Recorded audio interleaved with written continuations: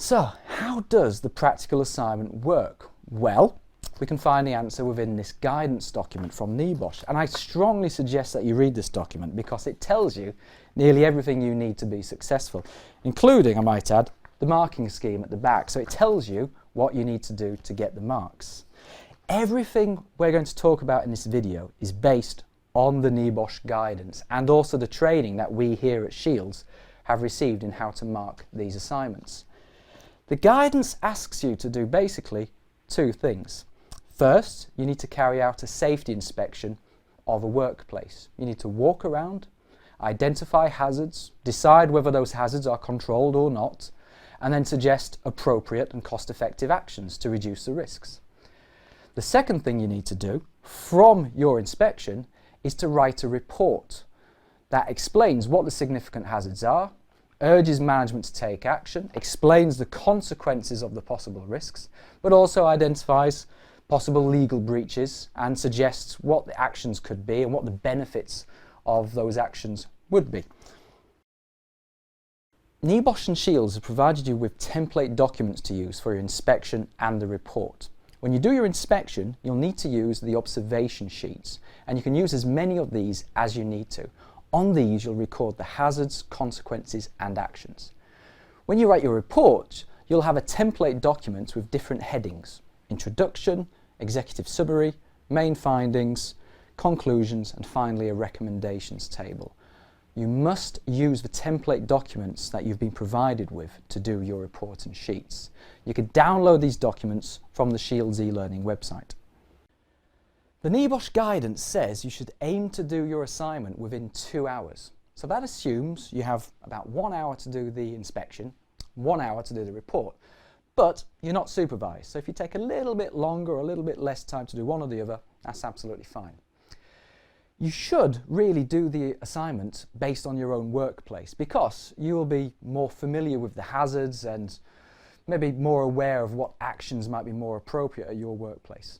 But if you don't have a workplace, because let's say maybe you're unemployed or a student or maybe a contractor between contracts, then you could maybe ask around your friends and family or maybe ex-work colleagues to see if they know of any businesses you could base your assignment on. Some students even go as far to ask local businesses for permission to use their business as a basis for their assignment. The great thing about this assignment is it can be completely anonymous. You don't have to reveal the name of the organisation or its precise location. So it's completely anonymous and effectively it is top secret. So that should reassure the business that you're basing your assignment on, and the report will only be used for educational purposes. Now, in terms of your choice of workplace, you do need to have enough hazards to work with and also enough variety of hazards for you to talk about.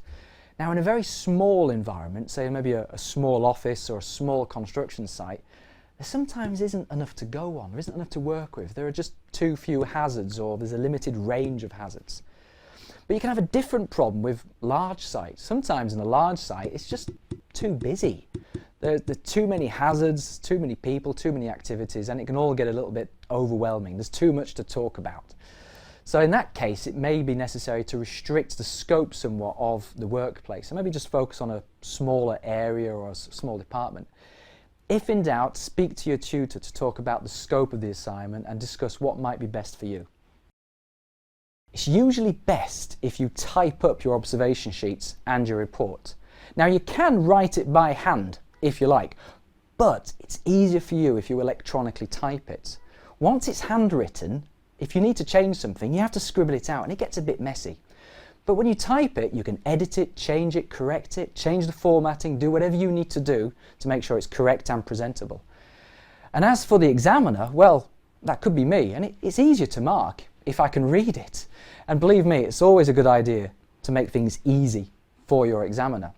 So here's an example of something that's been typed, and here's an example of the average student's handwriting. Now, if you were me, which one would you rather mark? When you write your reports, you have to pretend that you're writing it to a senior manager, not to the NEBOSH examiner.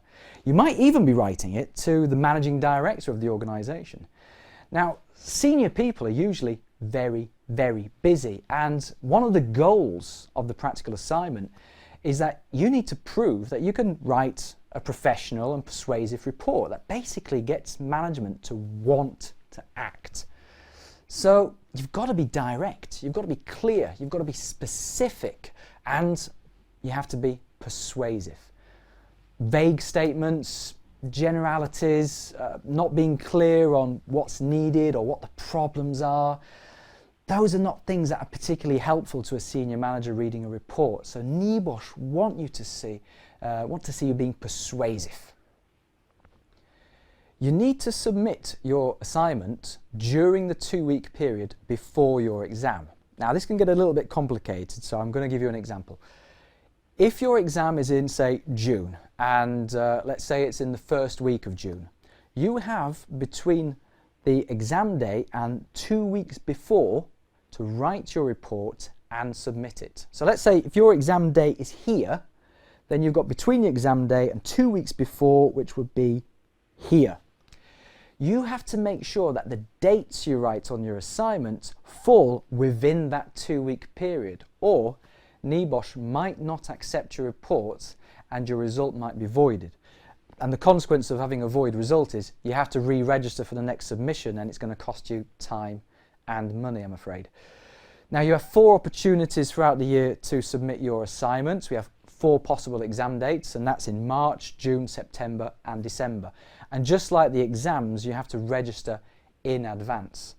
Now if you're a classroom student, then please ignore everything I've just said, because your exam dates and your submission dates and deadlines, they work a little bit differently. So please speak to your classroom tutor if that's your case. When you submit your report to us, please do not forget to include a signed copy of Appendix 1. This is a declaration that the practical assignment is your own work. And you can get this from the NEBOSH guidance document on page 9. You should only sign the top part, obviously put your name, signature and date, and then the course provider, i.e. Shields, will sign the rest for you. Now to make it easy, you can include an electronic signature if you wish, which you can insert onto it, or if it's easier for you, you can print it off, sign it, scan it and email it to us along with the rest of your report. We always give instructions on the news and announcements forum on how to submit your practical assignment, and also the deadline that you need to submit it by. So we recommend that you check the forums regularly and see what we've posted there, and also read the emails that you'll get on a daily basis to see if we've made any important announcements. Now it's very, very important that you submit your assignment by the deadline. If we don't receive it in time, then I'm afraid there's absolutely no guarantee that we'll be able to get it marked in time to send to NEBOSH. And basically that means that you'll be marked as absent for that submission period, and that means you'll have to re-register for the next one. You can submit it to us by email, which makes it very easy, and the email address to send it to is practicals@shields.org. And once you've sent it there, you'll receive an automated email notification back to say that we've received your email.